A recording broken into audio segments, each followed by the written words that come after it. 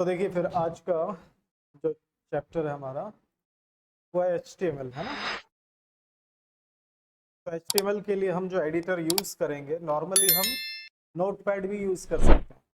ठीक है, नोटपैड का भी इस्तेमाल हम, जो मैंने कोड आपको दिया वो सारे कोड हम नोटपैड में भी लिख सकते हैं। लेकिन आप जानते हैं नोटपैड, आप लोगों ने देखा है नोटपैड कैसा है, वो सिंपल होता है ना। उसमें कोई कलर कोड वगैरह हमारे लिए कुछ भी नहीं होता। ठीक है, तो अगर हमको अच्छा एडिटर चाहिए, तो हमको अगर अच्छा एडिटर चाहिए जिसमें हमको टेक्स्ट जो भी हम कोड लिखें वो थोड़ा सा अलग सा हमको पता चले, तो उसके लिए हम यूज करते हैं इस तरह के और भी कई एडिटर हैं। जैसे ये विजुअल स्टूडियो कोड, शॉर्टकट में इसको VS कोड बोला जाता है। ये फ्री है, इंटरनेट पे आप जाएंगे VS कोड लिखेंगे तो आपको ऐप भी मिल जाता है फ्री में, आप फ्री में डाउनलोड करके उसको इस्तेमाल कर सकते हैं। ठीक? तो फ्री ऐप है जिसमें हम नॉर्मली आजकल ज़्यादातर लोग VS कोड ही यूज़ करते हैं। तो अभी देखेंगे जैसे हमने C++ पढ़ा था, तो उसमें आप देखेंगे हर टेक्स्ट अलग कलर में दिखाई देता था। वैसे ही यहाँ पर भी हम टाइप करेंगे तो हर कमांड अलग अलग कलर में आपको देखने को मिलेगा। ठीक है, तो इसलिए हम इसको यूज करते हैं, थोड़ा हेल्प भी हमको मिल जाता है ना। तो सिंपल इसमें हमको देखो, यहाँ पे सबसे लेफ्ट साइड में देखो ये जो दिए हुआ आइकॉन्स, इसमें ये पहला वाला, ये पहला मैं क्लिक करता हूँ तो ये फाइल वगैरह बनाने के लिए ये एरिया दिया है, सेक्शन सिंपल दिया। ओपन फोल्डर, तो आपको करना क्या है, अपना बनाया हुआ फोल्डर ड्रैग करके यहाँ ड्रॉप कर दो। ठीक है, सबसे अच्छा इसको आप जानते ही हो, मिनिमाइज मैक्सिमाइज करना है। इस तरह से आपने छोटा किया, इस तरफ रखा, और जो भी आपका फोल्डर है, जैसे मैंने यहाँ पर डेस्कटॉप पे बनाकर रखा हुआ एक फोल्डर, आप लोगों को मैंने पहले ही बताया डेस्कटॉप पे मत रखना। ठीक है, मैंने बनाया है लेकिन आप लोग डेस्कटॉप पे मत रखिएगा। इस तरह का ये फोल्डर मैंने बनाकर रखा हुआ है HTML। ठीक है, तो मैं सिंपल इसको ड्रैग करके यहाँ पर इस तरह से ड्रॉप कर दूँ तो ये ओपन हो जाएगा यहाँ पर। आप लोग चाहो तो ऐसा ना करना चाहो तो आप सिंपल, अगर आपको ऐसा ओपन करना नहीं हो रहा तो भी आप क्या कर सकते हो, यहाँ पर आपको ऑप्शन देखने को मिलेगा, यहीं पे देखिए ओपन फोल्डर का बटन है, आप इसको क्लिक करना और फिर आप चले जाना C ड्राइव, D ड्राइव, ज्यादातर आप लोगों ने D ड्राइव में बनाया तो D ड्राइव में जाकर अपने फोल्डर को सेलेक्ट कर लेना। जैसे मैंने यहाँ पर डेस्कटॉप पे रखा हुआ है तो डेस्कटॉप पे ये मैंने H दबाया, HTML, ये मैंने सेलेक्ट किया और सेलेक्ट फोल्डर, तो ये आ गया। तो मैंने HTML नाम के फोल्डर के अंदर और दो फोल्डर बनाया हुआ आप देखेंगे, बैच 1 बैच 2। जैसे आप लोगों का बैच 1 है, इसके बाद फिर मैं एक क्लास लूंगा वो बैच 2 है, तो अलग अलग करने के लिए मैंने दो फोल्डर और अंदर बना दिया है। आप यहाँ पर देखोगे इस जगह पे देखिए ये दो ऑप्शन दिए मैं प्लस प्लस बोलकर, ये वाला किसके लिए, देखिए फोल्डर के लिए, न्यू फोल्डर, और ये किसके लिए दिया है, फाइल के लिए। तो आपको जब भी फाइल बनाना होगा तो फाइल वाले को क्लिक करना, फोल्डर बनाना है तो फोल्डर। ठीक है, इसके तो मैं क्योंकि बैच 1 के अंदर आप लोगों को करवाऊंगा इसलिए मैं इसको क्लिक करता हूँ, तो ये मैं इसके अंदर चला गया। फिर ये न्यू फाइल को मैं क्लिक कर दूंगा। ठीक है, ये मैंने क्लिक किया, देखिए इसके अंदर ये मुझको दिखा रहा है, देखो यहाँ पे फाइल का नाम, तो मैंने फाइल का नाम दे दिया index.html। याद रखिएगा, हम यहाँ पर एक्सटेंशन भी खुद टाइप करेंगे, है ना। तो एक्सटेंशन क्या होगा, HTML। ठीक है, और मैंने यहाँ पे इंडेक्स नाम दिया। तो वेब, जैसे हम क्या सीख रहे हैं, वेब डिजाइनिंग का कुछ पोर्शन सीख रहे हैं, तो वेब डिजाइनिंग में याद रखिएगा जो सबसे पहला पेज होता है वो इंडेक्स नाम ही दिया जाता है, सबसे पहला पेज। जैसे आप लोग google.com ओपन करते हैं या yahoo.com या जो भी साइट आप ओपन करते हो, सबसे पहला पेज जो आपको स्क्रीन पे दिखाई देता है वो कौन सा फाइल होता है, इंडेक्स फाइल होता है, याद रखिएगा। तो इसलिए कितना भी हम एक फाइल बना दें, कई सारे फाइल्स हम बना दें, लेकिन उसमें एक इंडेक्स फाइल हम रखते हैं, और वो ही इंडेक्स फाइल सबसे पहले कहाँ आता है, वेब पेज पे दिखाई देता है ना, आपके ब्राउजर। हम हर चीज किस में देखते हैं, इंटरनेट ब्राउजर में, है ना।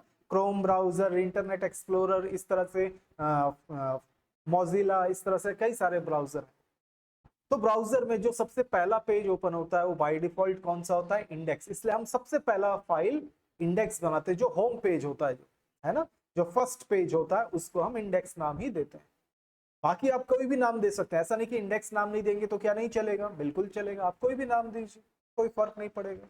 लेकिन जब आप इसको ऑनलाइन इंटरनेट पे चाहेंगे कि वहां पर वो रन हो, तो उसमें आपको जो पहला पेज रन हो आप चाहेंगे तो वो इंडेक्स फाइल ही होगा। ठीक है, और एक्सटेंशन हम .html देते हैं। ये देकर मैंने एंटर किया और आप देख सकते हैं यहाँ पर मेरा एक फाइल क्रिएट हो गया। देखिए html.index.html, ये मेरा फाइल है ना, ये पेज है। ठीक है, अब यहीं पे हम क्या करेंगे, कोड टाइप करेंगे। यहाँ पे सिंपल कुछ मैसेज आ रहा है हमारे लिए टाइप करने के लिए, और कुछ नहीं। तो सबसे पहला काम हम यहाँ पर ही टाइप करेंगे हमारा जो भी HTML का कोड है।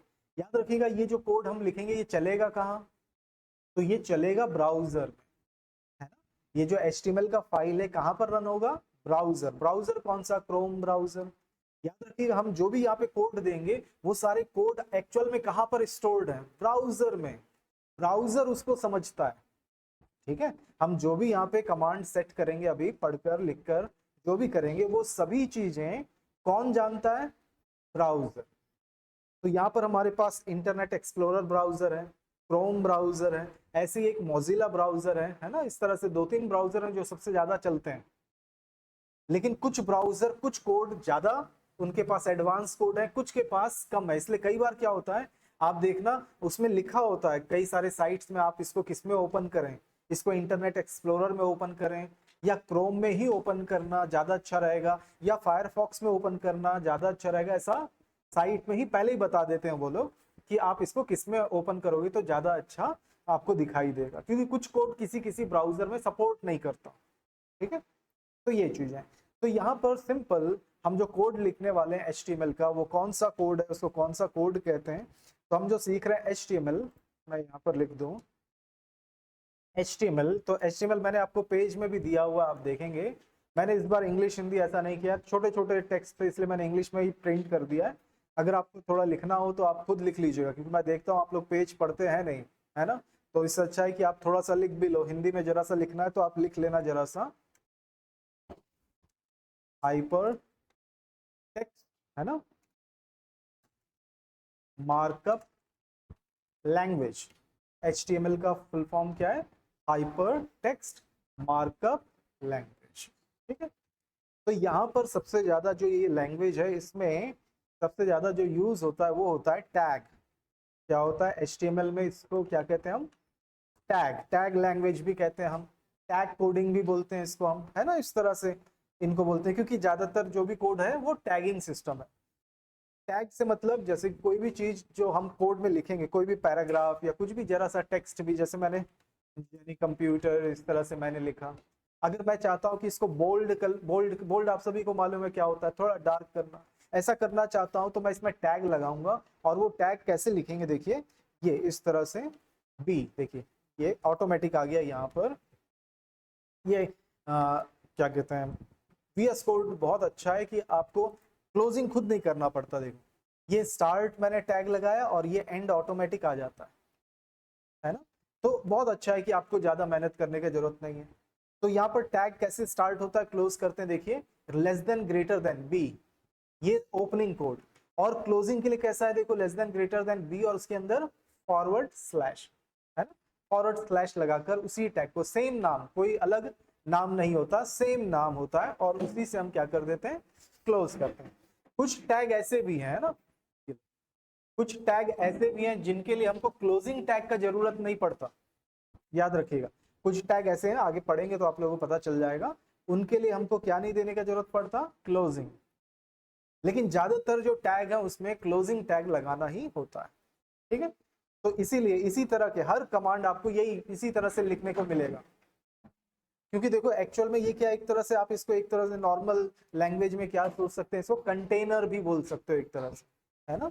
चीजों को स्क्रीन पे प्लेस करने वाले कंटेनर। टेक्स्ट को अगर आपको प्लेस करना है तो उसके लिए, इमेज को, आप देखो ब्राउजर में क्या होता है, आप कोई भी साइट ओपन करते हो तो कहीं टेक्स्ट लिखा होता है, कहीं बटन्स होते हैं, कहीं फोटो होते हैं, है ना, और अलग अलग जगह पे प्लेस होते हैं।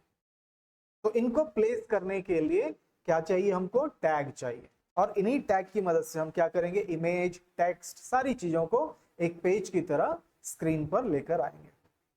और ये HTML क्या है, एक तरह से स्ट्रक्चर है, सिर्फ और सिर्फ स्ट्रक्चर डिजाइन करना होता है इसमें, कोई स्टाइल नहीं, कोई लुक नहीं, है ना। सिंपल ये क्या है, स्ट्रक्चर। आप देखेंगे हम जब इसमें डिजाइन करेंगे ना, इसमें बनाएंगे तो आप बोलेंगे वो उस तरह से तो बन नहीं रहा जैसा एक्चुअल में आपको दिखाई देता है वेब पेज में। वेब पेज में आप देखो कोई भी चीज ओपन करोगे तो बहुत खूबसूरत सा नजर आता है, अच्छा डिजाइन लुक के साथ। इसमें आप बनाओगे तो आपको लगेगा कि ये तो बहुत अच्छा खूबसूरत दिख नहीं रहा है। तो ये सिर्फ और सिर्फ किस लिए बना हुआ है, स्ट्रक्चर बनाने के लिए, है ना? सिर्फ स्ट्रक्चर डिजाइन किया जाता है। फिर अगर इसमें कुछ स्टाइल लुक वगैरह डालना है आपको तो उसके लिए हम, जैसे आगे इसके बाद हम सीखेंगे CSS, है ना? CSS से क्या होता है, हम उसको स्टाइलिंग देते हैं, ठीक। और फिर उसके बाद सीखेंगे हम जावा स्क्रिप्ट। जावा स्क्रिप्ट क्या करता है उसको, जैसे आप कई बार आप देखते होंगे वहां पे बटन्स रहते हैं, बटन को क्लिक करने से क्या होना चाहिए, है ना? फोटो को क्लिक करते हैं तो क्या होना चाहिए, इस तरह से आप माउस से क्लिक करेंगे या किसी चीज को आप चाहेंगे कि इसको ऐसा होना चाहिए वैसा होना चाहिए, तो वो सारी चीजें जैसे एक तरह से नॉर्मल जैसे पढ़ाया जाता है कि नॉर्मल जो बॉडी बनाना है तो फिर HTML का यूज करते हैं, इंटीरियर या फिर एक्सटीरियर डिजाइन करना है तो CSS का, है। और ऐसे ही जैसे हम उसको चलाना चाहते हैं, जैसे इंजन, कार का अगर हम बात कर रहे हैं तो उसमें इंजन या कैसे वो फंक्शन करना चाहिए, तो वो सारी चीजें किससे होता है, जावा स्क्रिप्ट से। तो जावा स्क्रिप्ट एक तरह का कंट्रोल करने के लिए, उसको चलाने के लिए हम यूज करते हैं, वो सब भी थोड़ा थोड़ा हम सीखेंगे।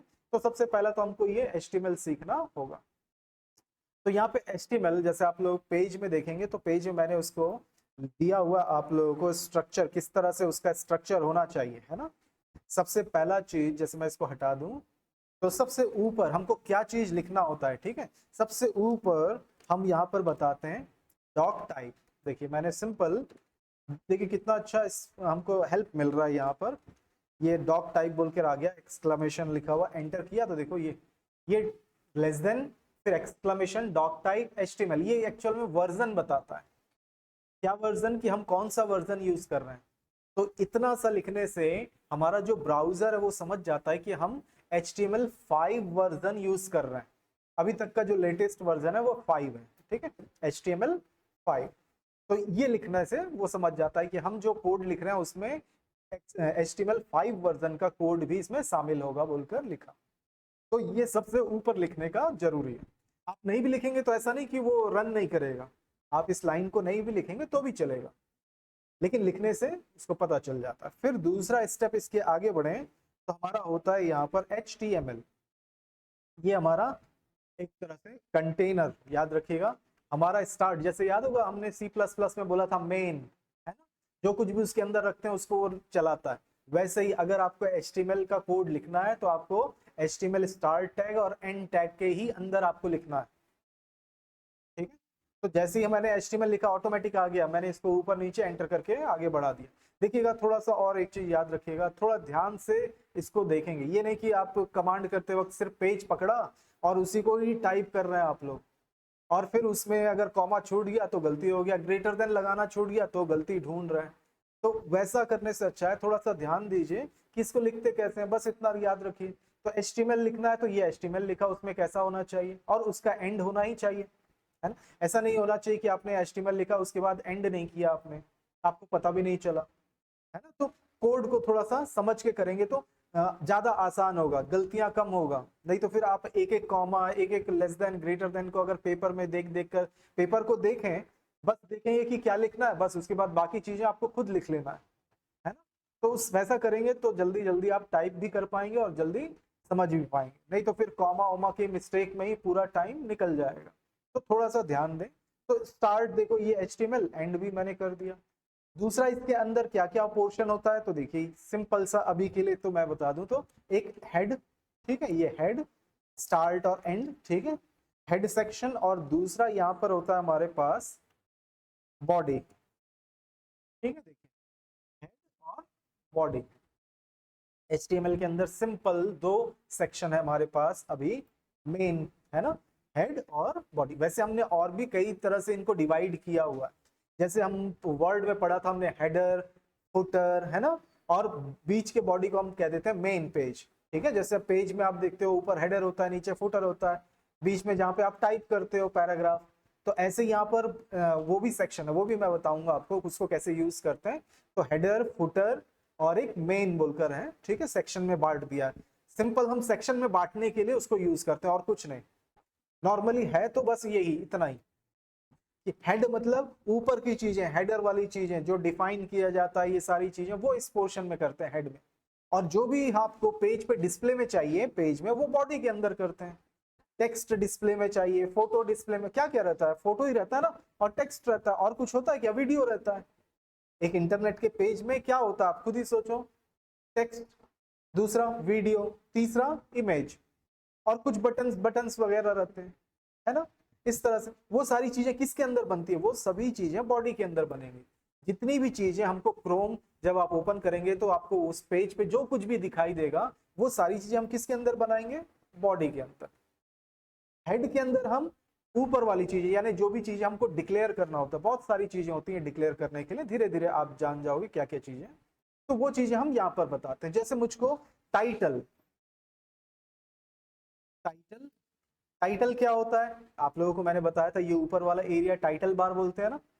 तो ये टाइटल वही भाई कि आपको यहाँ टाइटल में कुछ लिखा हुआ चाहिए क्या, तो वो आप यहाँ पर लिख दो सिंपल टाइटल में। जैसे यहाँ पर मैंने लिख दिया वेब पेज, ऐसा मैंने जो लिख दिया ये वेब पेज। जैसे आप कोई भी साइट ओपन करते हो, देखना आप जैसे किसी कॉलेज का, यूनिवर्सिटी का, है ना, आधार सेंटर या जो भी आप ओपन करोगे, तो टाइटल बार में देखना उसका नाम लिखा हुआ आपको देखने को मिलेगा। जैसे मैं ये लेकर आया, देखो यहाँ पर ऊपर न्यू टैब बोलकर लिखा हुआ है ना, यहाँ पर मैं, चलो यहाँ पे मैंने गूगल, तो देखो यहाँ पे लिखा हुआ आ रहा है, देखो गूगल, यही है टाइटल बार। टाइटल बार में वहां पे जो टाइटल सेट करूंगा वो यहाँ पे जो गूगल लिखा हुआ है, यहीं पे क्या लिखा हुआ आएगा, वेब पेज। जो मैंने आप लोगों को दिखाया, ये जो लिखा हुआ है, ये कहाँ लिखा हुआ दिखाई देगा आपको, इस जगह पे, ठीक।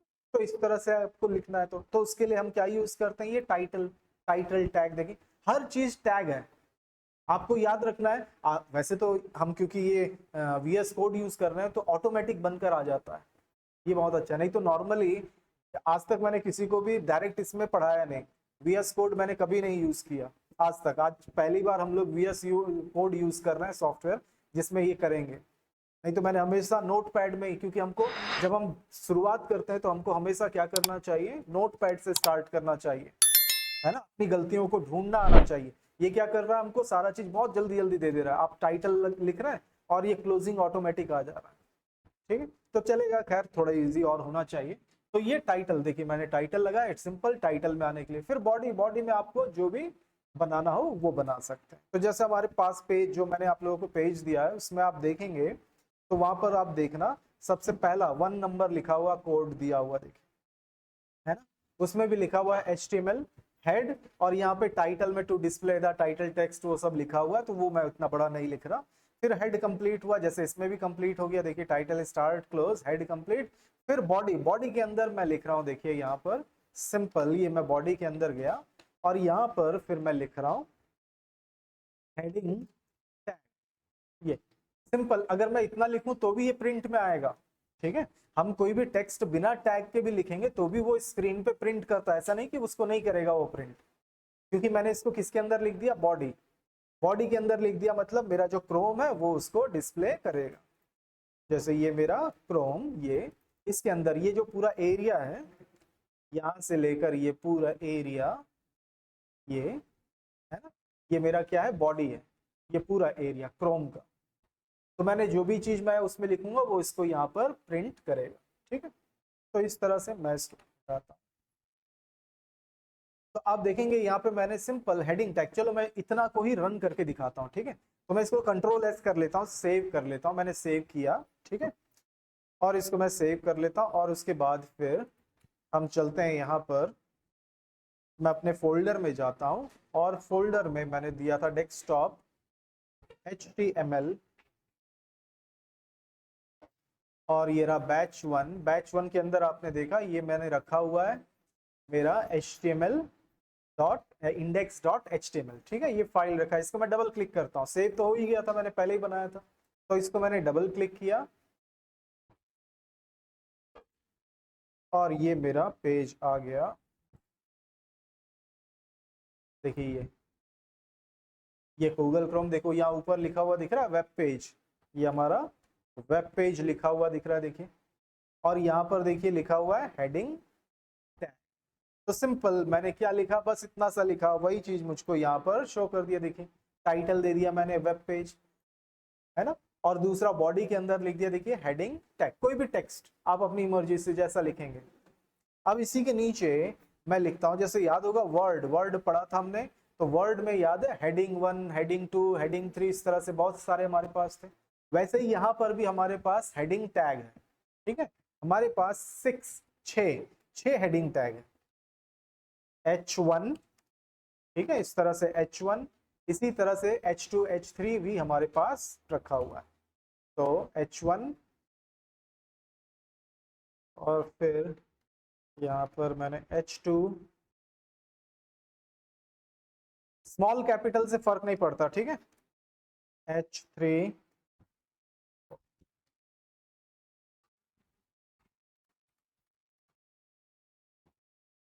H4, H5,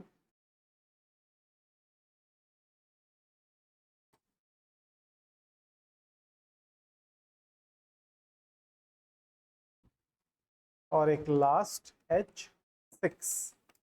ठीक है, इस तरह से हमारे पास हेडिंग्स हैं। इसके अंदर मैं सिंपल लिख देता हूं हेडिंग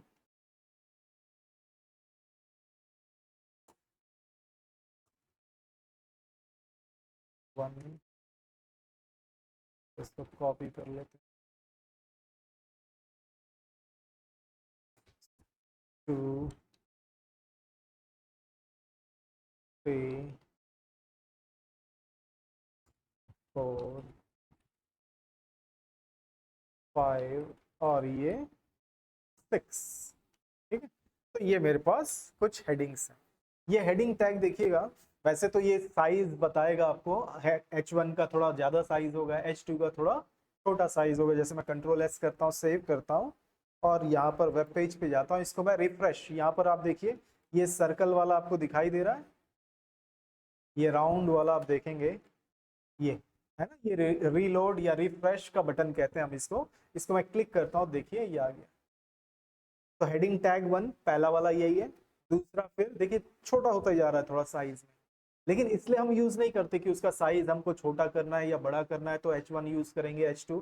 याद होगा मैंने आपको बताया था, जब हम बड़े पैराग्राफ के साथ काम करें जिसमें 50-60 पेजेस हों, तो हम क्या करते हैं, हेडिंग को हेडिंग 1 है, हेडिंग 2 से मतलब सब हेडिंग, हेडिंग 3 का मतलब उसका भी सब हेडिंग। तो वैसा बताने के लिए हम यूज करते हैं, ताकि आगे चल के हम उसको क्या कर सकें, कंट्रोल कर सकें। सारे हेडिंग 1 को हम कंट्रोल कर सकें कि भाई उसका ऐसा फॉर्मेट होना चाहिए, सारे सब हेडिंग्स को हम ऐसे कंट्रोल कर सकें, तो उसके लिए हम यूज करते हैं। सिंपल अगर हमको सिर्फ हेडिंग को थोड़ा बड़ा छोटा ऐसे करके रखना है तो उसके लिए बहुत सारे सेटिंग्स हैं, लेकिन हम टारगेट करना चाहते हैं कि मेन हेडिंग्स को किस तरह से हमको सेट करना है, सब हेडिंग को किस तरह से, तो आपको इनका इस्तेमाल करना चाहिए। ठीक है, इसके लिए दिया ना कि उसका साइज छोटा बड़ा, ये नहीं है इसका मतलब। ठीक है, तो सिंपल सा हमारे पास इसी तरह से यहाँ पर मैं चलूं तो यहाँ पर आप देखेंगे हमारे पास इसको अलाइन करने का भी दिया हुआ, देखिए इसमें कुछ प्रॉपर्टीज भी हैं।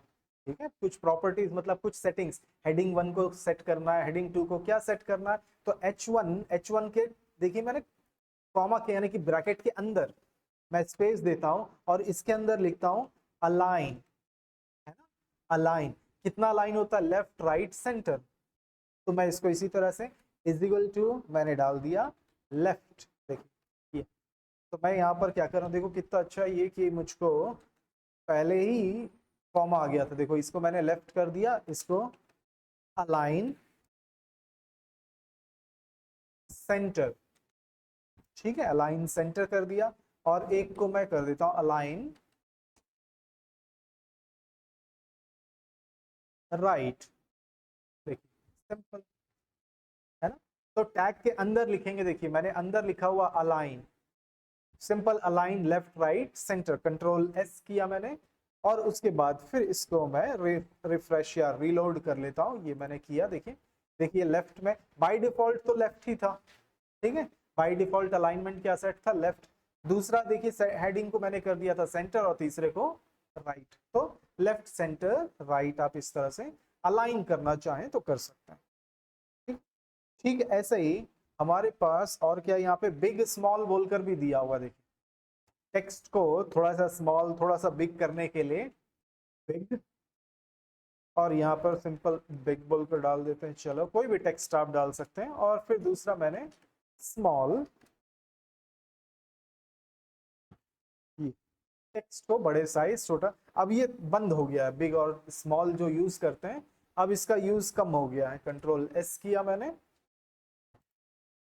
और इसको रीलोड करता हूं मैं, तो यहाँ पर देखिएगा बॉटम में, तो आपको यहाँ पर देखने को मिलता है, देखिए बिग और ये स्मॉल, थोड़ा सा आगे ले लो ना, तो ये बिग और ये दूसरा स्मॉल, ठीक है।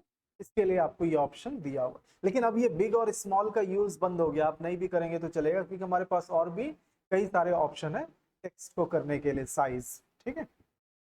दूसरा यहाँ पर तो देखिए बहुत ज्यादा चीज मैंने नहीं किया, दिख रहा है बहुत सारा चीज लिख किया, लेकिन क्या लिखा, कुछ भी नहीं, सिंपल H1 H2 यही यूज किया मैंने, और उसके अंदर फिर आप टैग के अंदर जो चाहे हेडिंग लिख सकते हो, ठीक है। नेक्स्ट इसी तरह से हमारे पास पैराग्राफ को लिखने के लिए है ना, सेकंड वाला जो पेज आपको मिला हुआ वो पैराग्राफ को लिखने के लिए, तो जैसे मैं यहाँ पे सेकंड पेज, नया पेज बनाता हूँ, ठीक है। तो आप देखेंगे यहाँ पे न्यू पेज लेने के लिए मैं क्या करूंगा, देखो सिंपल ये दिया हुआ, ये पहला वाला न्यू फाइल, ये मैंने क्लिक किया, देखिए आ गया, और इसको मैं नाम दे देता हूँ 2.html, याद रखिएगा एक्सटेंशन बिना गैप के, ठीक है। और फिर मैंने एंटर किया, ये पेज देखिए यहाँ पर आ गया, देखिए लिखा हुआ आ रहा ना 2.html। अब एक और शॉर्टकट मैं बता रहा हूँ आप लोगों को, अभी मैंने HTML टैग, बॉडी टैग, ये सब क्या किया, मैंने अपने हाथों से टाइप किया।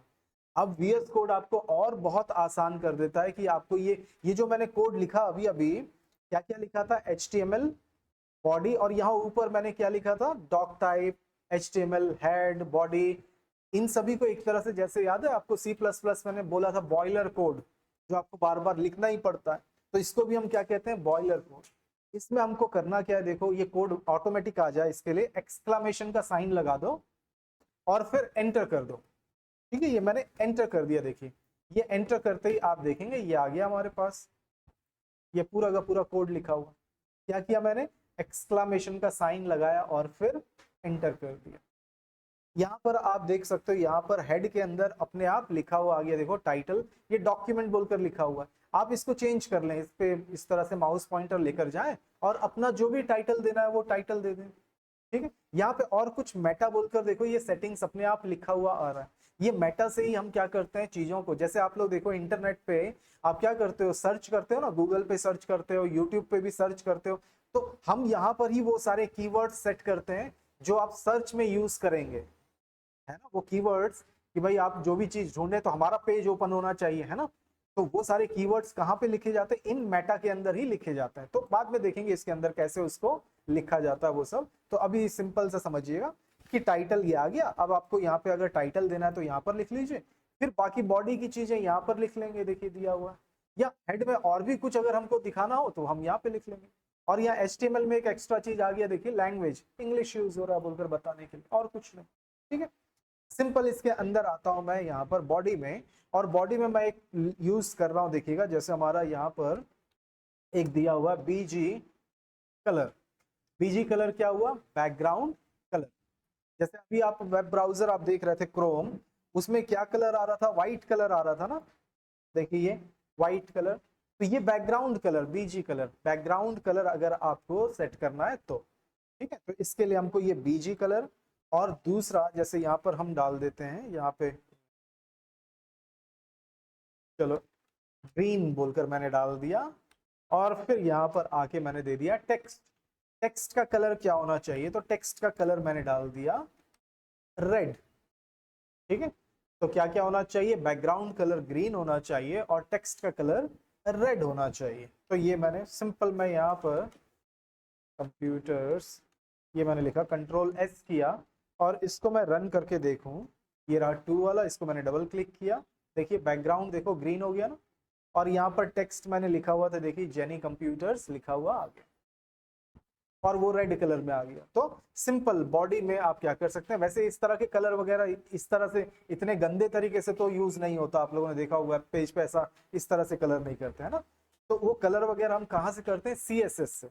अगर हमको स्टाइल देना है कुछ अच्छा तो हम कहाँ से करते हैं, CSS। तो वहां पर भी हम सीखेंगे कैसे स्टाइल दिया जाता है, अभी तो हम सिंपल कोडिंग देख रहे हैं, सिंपल तरीका HTML का, ठीक है। अब यहाँ पर मैं दूसरा अगर यहाँ पे लिखूं, जैसे यहाँ पर पैराग्राफ, ये मैंने हटाया, इसको मैं रेड करने की जगह पे मैं कर देता हूँ वाइट। ठीक है, ये मैं गया। यहाँ पर देखो पैराग्राफ लिखना है, जैसे कोई पैराग्राफ आपको बनाना है तो आप यहाँ पे पैराग्राफ के लिए पी टैग यूज करते हैं। पैराग्राफ के लिए कौन सा टैग यूज होता है? पी टैग, पैराग्राफ का पी। ठीक है, ये तो जब भी आपको पैराग्राफ स्टाइल में लिखना हो, है ना, किसी चीज को बताना हो कि ये एक पैराग्राफ है, तो आपको क्या यूज करना है? P tag. अब इसके अंदर देखो पैराग्राफ टाइप करने के लिए हमको थोड़ा सा टाइम लगेगा, तो आप टाइप करने की जगह यहाँ पे लॉरेन बोलकर लिख दीजिए। जैसे याद है वर्ड में हमने शॉर्टकट सीखा था रैंड बोलकर इजिकल टू रैंड, वैसे यहाँ लॉरेन बोलकर लिखते हैं। और यहाँ पर कितने कैरेक्टर्स चाहिए, जैसे मैंने लिख दिया 50 कैरेक्टर्स का चाहिए, तो 50 लिखकर मैंने एंटर किया तो आप देखेंगे स्ट्रेट लाइन चला गया। मैं अल्ट जेड करता हूँ, अल्ट जेड करते ही आप देखेंगे ये एक के नीचे एक आ गया। ठीक है, क्या करना आपको? जैसे आप लॉरेम लिखकर जितना वर्ड चाहिए आपको, 50 वर्ड्स चाहिए, 100 वर्ड्स चाहिए, कंटिन्यू लिखना है। देखो है ना, ऐसा नहीं कि आप स्पेस देकर लिखें। जैसे मैं फिर से हटा देता हूँ इसको, आपको LOREM और कंटिन्यू। जैसे मुझको 100 नहीं, 100 ज्यादा हो जाएगा, 50 लिख दिया, देखो ऐसे, स्पेस नहीं देना, और उसके बाद फिर एंटर कर देना। ठीक है, तो मैंने सिंपल ये एंटर किया और ये आ गया। अगर एक ही लाइन पे स्ट्रेट चला जाए तो अल्ट जेड कर देना। ठीक है, तो ये पैराग्राफ, तो इस तरह से पैराग्राफ लिखना है तो आपको पी टैग आप बताना है।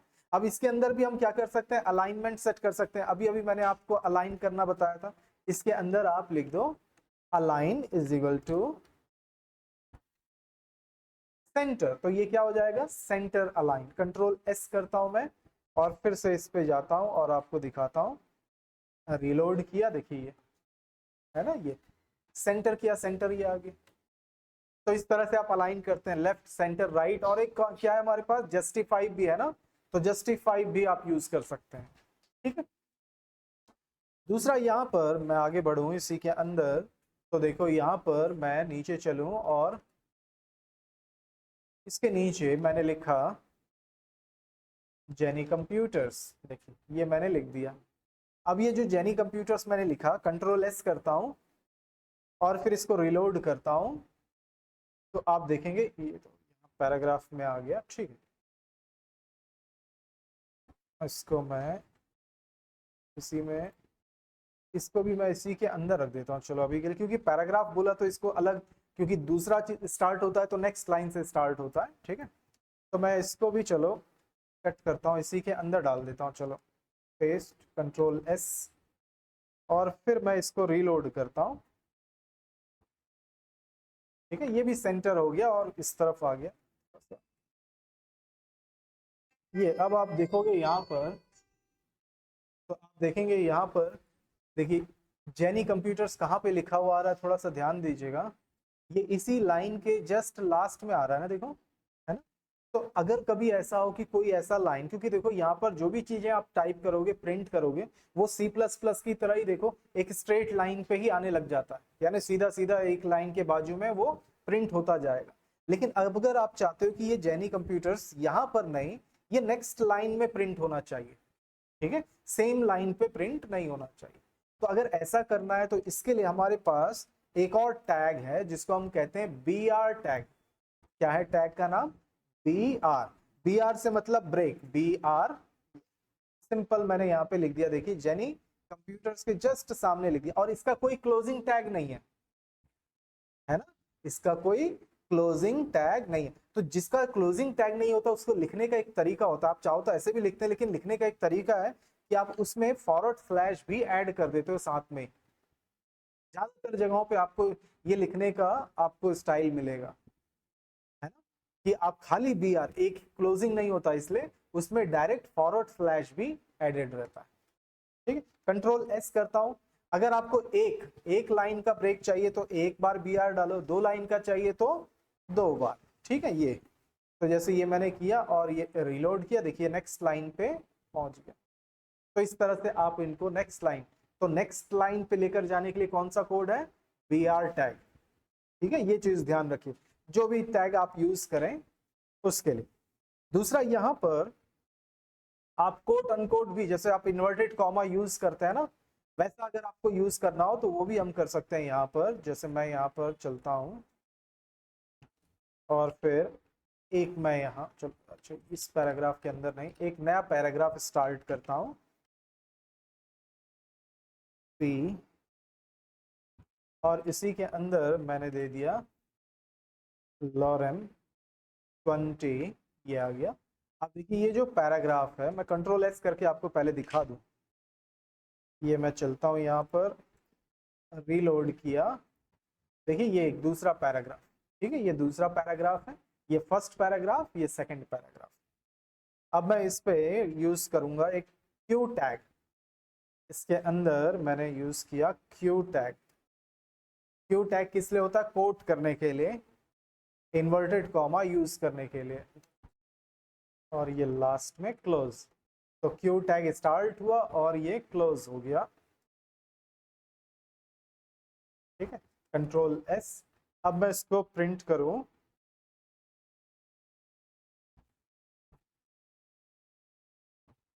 ये तो आप देखेंगे इसमें, देखिए डबल कोट लग गया इसमें, इन्वर्टेड कॉमा, देख रहा है ये।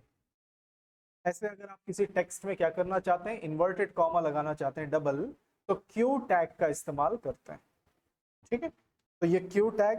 दूसरा, इसको थोड़ा सा छोटा करता हूं, तो आप देखेंगे अभी भी ये जो पैराग्राफ है नेक्स्ट वाला, ये जो मैंने डबल कोट में रखा इसको, ये फिर भी इसी की तरह दिखाई दे रहा। मैं जैसे इस पे क्या करता हूँ, इसका सेंटर अलाइनमेंट पहले तो मैं हटा देता हूँ, अलाइनमेंट कंट्रोल एस।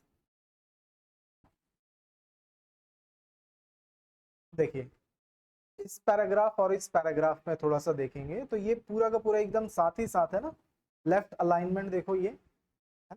मैं इसमें क्या करूंगा, एक और टैग इसके अंदर यूज करूंगा, देखो एक और मैंने टैग यहाँ पे यूज किया, यहाँ पे नहीं, यहाँ ऊपर इस पैराग्राफ के ऊपर ब्लॉक कोट। ये ब्लॉक कोट क्या करेगा,